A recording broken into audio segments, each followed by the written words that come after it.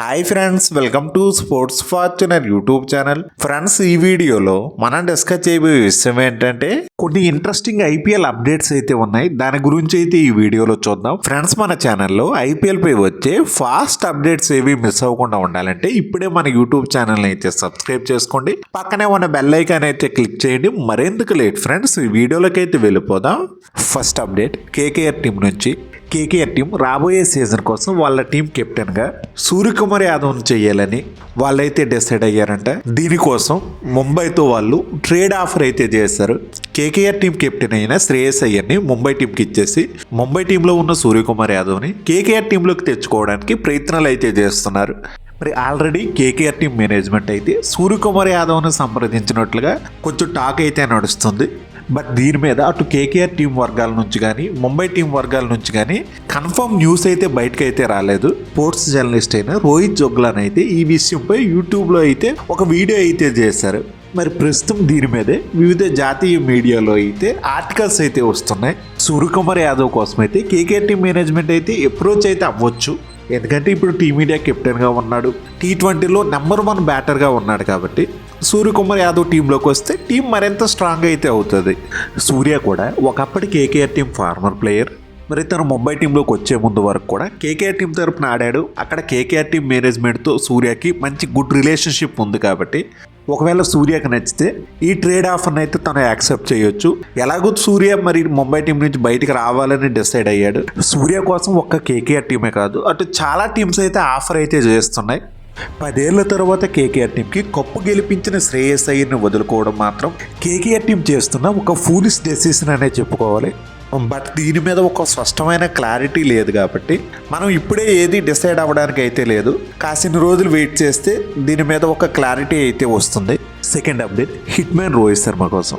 Last year నుంచి మరి ఇది నడుస్తున్న బజ్జే ముంబై టీం నుంచి రోహిత్ శర్మ బయటికి రావాలని అనుకుంటున్నాడు. కాబట్టి మరి తన కోసమే ఇప్పటికే చాలా ఫ్రాంచైజీలు తనతో సంప్రదించడం, అలాగే ముంబై టీంతో రోహిత్ శర్మ కోసం ట్రేడ్ ఆఫర్లు చేయడం అయితే జరిగింది. తాజాగా వస్తున్న అప్డేట్స్ ప్రకారం చూసుకుంటే అటు Delhi Capitals, Lucknow super Giants ఈ 2 ఫ్రాంచైజీలు రోహిత్ శర్మ కోసం ప్రత్యేకంగా ఒక 30 నుంచి 35 కోట్ల వరకు స్పెండ్ చేయాలని డిసైడ్ అయినట్లుగా సమాచారం అయితే అందుతుంది. మరి ఇదే జరిగితే ఐపీఎల్ ఆల్ టైమ్ కాస్ట్లీయెస్ట్ ప్లేయర్గా అయితే మాత్రం రోహిత్ రికార్డుకి ఎక్కుతాడు. లాస్ట్ ఇయరే ముంబై టీం రోహిత్ శర్మని కెప్టెన్గా తొలగించి ఆర్థిక కెప్టెన్గా చేసిన వెంటనే ఢిల్లీ టీం అయితే ముంబై టీంతో అయితే సంప్రదించింది. ట్రేడ్ డీల్ కోసం అయితే ప్రపోజ్ చేసిన మరి అప్పట్లో ముంబై టీం అయితే ఈ ట్రేడ్ డీల్ని అయితే ఒప్పుకోలేదు. మరి అప్పటి నుంచి రోహిత్ శర్మ కోసం ఢిల్లీ టీం అయితే ప్రయత్నాలు అయితే చేసింది. అవైతే వర్కౌట్ అవ్వలేదు. కానీ ఈ సీజన్లో మరి ఎలాగో రోహిత్ శర్మ యాక్షన్ టైంల మీదకి వస్తున్నాడు కాబట్టి ఎంత అమౌంట్ పెట్టైనా తనని తీసుకోవాలని చూస్తున్నారు. కొద్ది రోజుల క్రితం రిషబ్ పంత్ అయితే తన ఇన్స్టాగ్రామ్లో రజనీకాంత్ ఫోటో పెట్టి తలైవా అంటూ క్యాప్షన్ రాసుకొచ్చాడు. మరి దీంతో రిషబ్ పంత్ ఢిల్లీ టీంను వీడుతున్నాడు, సిఎస్కే టీంలోకి వెళ్తున్నాడు అన్నట్లుగా ఒక కన్ఫర్మేషన్ అయితే వచ్చింది.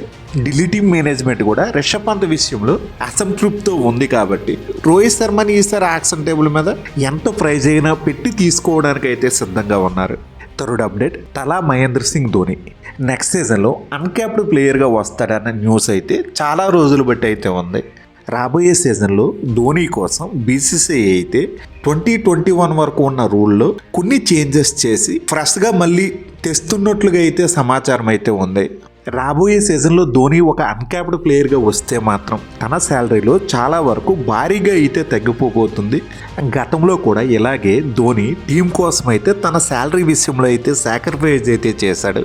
2021 వరకు ధోని అయితే 15 కోట్లు అయితే తీసుకునేవాడు. 2022 మెగా ఆక్షన్కి వచ్చేసరికి మరి తను ఫస్ట్ ప్లేయర్గా రిటైన్ అవ్వకుండా సెకండ్ ప్లేయర్గా అయితే రిటైన్ అయ్యాడు. మరి ఆ టైంలో ఫస్ట్ ప్లేయర్గా రవీంద్ర జడేజా 16 కోట్లకి రిటైన్ అయితే ధోని సెకండ్ ప్లేయర్గా 12 కోట్లకి అయితే రిటైన్ అయ్యాడు. మరి ఇప్పుడు ఐపీఎల్ రిటెన్షన్ రూల్స్ ప్రకారం ధోని అన్క్యాప్డ్ ప్లేయర్గా రిటైన్ అయితే తనకి మ్యాక్సిమం 4 కోట్లు మాత్రమే వస్తుంది. మరి ఈ అన్క్యాప్డ్ ప్లేయర్ రూల్ని బీసీసీఐ మళ్ళీ తిరిగి తేకపోయినా సిఎస్కే టీం రిటెన్షన్ విషయంలో మాత్రం ధోని తనకతోనే ఒక థర్డ్ ప్లేయర్ గాను 4th ప్లేయర్ గాను రిటైన్ అవ్వడానికి అయితే ఇష్టపడతాడు.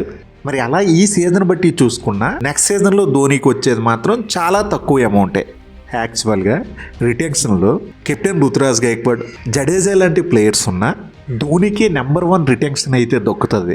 టీం కోసం ఆలోచించి టీం భవిష్యత్తుకు ఉపయోగపడగలిగే యంగ్స్టర్స్కి తనకంటే మంచి ప్రైజ్ ఇవ్వాలని ఒక మంచి సదుద్దేశంతో ధోని తనకు తాను రిటెన్షన్లో ఆఖరు ప్లేయర్గా అయితే మాత్రం రిటైన్ అయితే అవుతున్నాడు. 4th అప్డేట్, రీసెంట్గా శిఖర్ ధావన్ అయితే తన ఇంటర్నేషనల్ డొమెస్టిక్ క్రికెట్ కెరియర్కి అయితే వీడ్కోలు అయితే పలికాడు. బట్ ఇదే టైంలో తన ఐపీఎల్ కెరియర్ గురించి అయితే మాత్రం ఎటువంటి క్లారిటీ అయితే ఇవ్వలేదు. తను కంటిన్యూ అవుతాడా లేకపోతే ఐపీఎల్ కూడా పూర్తిగా రిటైర్మెంట్ ప్రకటించాడా అనే దాని విషయంలో మాత్రం మనకైతే మాత్రం ఏమీ తెలియట్లేదు. బట్ కొన్ని నెలల క్రితం శిఖర్ ధావన్ ఇచ్చిన స్టేట్మెంట్స్ ప్రకారం చూసుకుంటే మాత్రం ఐపీఎల్లో ఫ్యూ మోర్ ఇయర్స్ తను కంటిన్యూ అవ్వాలనే ఉద్దేశంలో ఉన్నట్లుగా అయితే తెలుస్తుంది. రాబోయే 2025 ఐపీఎల్ సీజన్లో ఫ్యాన్స్కి మరింత కిక్ ఇచ్చేలా బీసీసీఐ అయితే మ్యాచ్లను పెంచాలనే ఉద్దేశంలో ఉన్నట్లుగా అయితే తెలుస్తుంది. మరి ఇప్పటి వరకు ఐపీఎల్లో అయితే ప్లేయర్స్ మ్యాచ్లతో కలిపి మొత్తం 74 మ్యాచ్లు అయితే జరుగుతున్నాయి. మరి రాబోయే సీజన్లో మరి దీనికి మరొక 10 మ్యాచ్ల అదనంగా 84 మ్యాచ్లతో ఐపీఎల్ని అయితే జరిపించాలని చూస్తున్నారు. వచ్చే 2-3 ఏళ్లలో మరి ఈ 84 మ్యాచ్లతో ఐపీఎల్ని జరిపించి ఆ తరువాత మ్యాచ్ల సంఖ్యనైతే మరింత పెంచబోతున్నారు. అప్పటికి 94 మ్యాచ్లతో పాటు ఇప్పటి వరకు ఐపీఎల్ని రౌండ్ రాబిన్ పద్ధతిలో అయితే నిర్వహిస్తున్నారు కదా, ఈ పద్ధతిని పూర్తిగా మార్చి గ్రూప్స్ వైజ్గా అయితే డివైడ్ చేయొచ్చు. మరి ఆ టైంలో బీసీసీఐ అయితే మరి కొత్త టీములు కూడా ఇంట్రడ్యూస్ చేసే అవకాశం అయితే ఉంది. ఐపీఎల్లో 2021 సీజన్ వరకు చూసుకుంటే మాత్రం 60 మ్యాచ్లు అయితే జరిగేవి. గ్రూప్ దశలో 56 మ్యాచ్లను, ప్లేఆఫ్స్ దశలో మరొక 4 మ్యాచ్లు అయితే అదనంగా ఉండేవి. ఆ టైంలో ప్రతి ఐపీఎల్ ఫ్రాంచైజీ కూడా గ్రూప్ దశలో వేరే టీమ్స్తో 2 మ్యాచ్లు అయితే ఆడేవి. 2022 సీజన్లో కొత్త టీమ్స్ అయిన లక్నో, గుజరాత్ రావడం వల్ల మ్యాచ్ల సంఖ్య కూడా 60 నుంచి 74 అయితే పెరిగింది. మరి ఈ 2022 సీజన్లోనే బీసీసీఐ అయితే కొత్తగా రౌండ్ రాబిన్ పద్ధతిని అయితే ఇంట్రడ్యూస్ అయితే చేసింది. దీని ప్రకారం టీమ్స్ని అయితే 2గా డివైడ్ చేసి 5 టీమ్స్ని ఏ గ్రూప్లోను, మరొక 5 టీమ్స్ని అయితే బి గ్రూప్లో అయితే పెట్టారు. మరి ఇక్కడ ప్రతి ఐపీఎల్ ఫ్రాంచైజీలు కూడా మిగిలిన 9 ఐపీఎల్ ఫ్రాంచైజీలతో చెరో ఒక్కొక్క మ్యాచ్ ఆడుతూ వాళ్ళ గ్రూప్లో మిగిలిన 4 టీమ్స్తో మరొక ఎక్స్ట్రా మ్యాచ్ అయితే ఆడుతున్నాయి.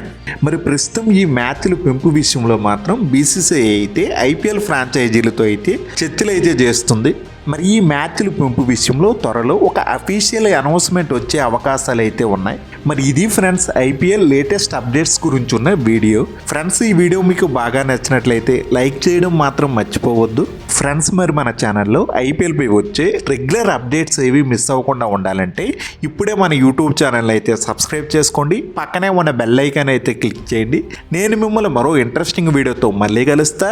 Thank you, by bye friends, జై హింద్.